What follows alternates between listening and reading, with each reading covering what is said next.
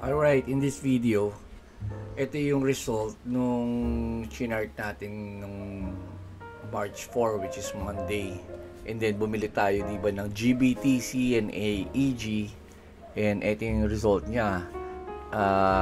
Sa first 11 o'clock, 11:02, nag-up na yung AEM natin ng 2.77% and then 2.17%. Ngayon, medyo ito yung problema sa grid nag-hold tayo sa GBTC dahil nung nakaraan tumataas siya, yung nagkaroon tayo ng ganong bias, and ending pa siya negative.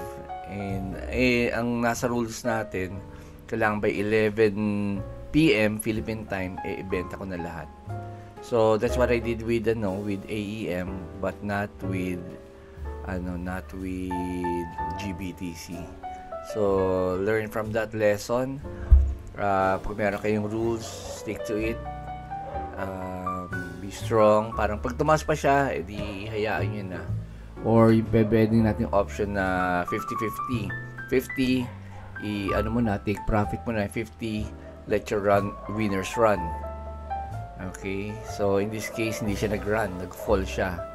But nag-hold ako kasi with its DNA, tumataas siya the following day. Alright, so hope you enjoy this video. Kita nyo guys, biglang bumaba. Nakakapanik, diba? Pera na, naging bato pa. So ano ba? So yun nga kaya nakakatakot yung let your winners run, kasi pwedeng biglang ganyan mangyari, diba? Kita na naging bato pa.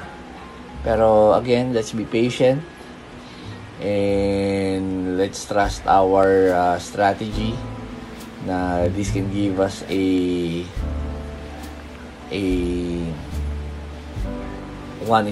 risk reward ratio. Yung laki ng binaba, oh my goodness. Parang gusto natin ibenta. So mamaya malalaman nyo na lang kung ano nangyari dito. Oh my. Okay, so bye.